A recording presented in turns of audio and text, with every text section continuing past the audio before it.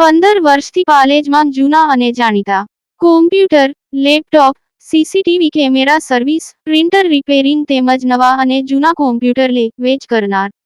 Admission form તેમજ તમામ સરકારી ફોર્મ ઓનલાઈન ભરી આપવામાં આવશે. આમોદ તાલુકાના ભીમપુરા ગામમાં રહેણાંક વિસ્તારમાં વારંવાર જીવંત વીજ વાયરો તૂટી પડતા ગ્રામજનોમાં ભયનો માહોલ. આમોદ તાલુકાના ભીમપુરા ગામના રહેણાંક વિસ્તારમાં છેલ્લા કેટલાક સમયથી જીવંત વીજ વાયર તૂટી પડવાની ઘટનાઓ બનતી હોવાના કારણે સ્થાનિક ગ્રામજનોમાં ભારે ભય અને ચિંતાનો માહોલ સર્જાયો છે. ગત 6 વાગ્યાના અરસામાં ફરી એકવાર જીવંત વીજ વાયર તૂટી પડવાની ઘટના બનતા સમગ્ર વિસ્તારમાં દોડધામ મચી જવા પામી હતી. સદનસીબે કોઈ જાનહાનિ સર્જાઈ નહોતી, પરંતુ આવી ઘટનાઓને પગલે કોઈપણ સમયે ગંભીર અકસ્માત કે જાનહાનિ સર્જાઈ શકે તેવી ભીતિ સ્થાનિકો વ્યક્ત કરી રહ્યા છે. આ ગંભીર સમસ્યાને ધ્યાનમાં રાખીને ભીમપુરા ગામના સરપંચ દીપસંગ રાઠોડને રહેણાંક વિસ્તારમાં ગ્રામજનોએ લેખિત અને મૌખિક રજૂઆત કરી તાત્કાલિક કાર્યવાહી કરવાની માંગ કરી હતી.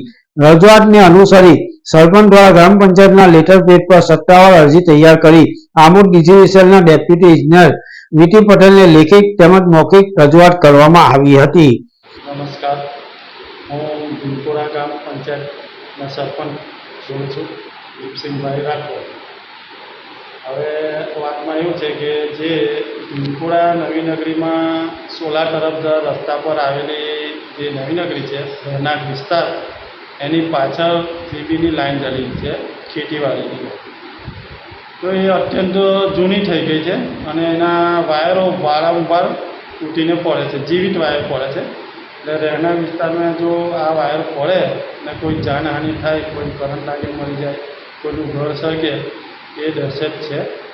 તો અમે આજે આજ રોજ ત્યાંના લોકોનો એક આવીને એ લોકોએ અમને જણાવ્યું છે કે આ ભાઈ આવું આવું છે, તો તમે એની કોઈ કાર્યવાહી કરો.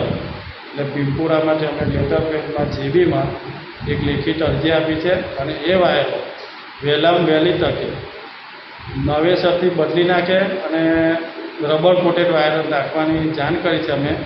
તો ત્યાં આગળ એ કામ વહેલી તકે થઈ જાય એવા આશ્વાસનથી અમે જીબીમાં અરજી કરેલ છે. સાહેબનો સારો રિસ્પોન્સ છે, તે સાહેબે કીધું છે કે આ કામ તમારું વહેલી તકે પૂરું થાય એવી અમે કરી છે, બાહેધરી આપી છે.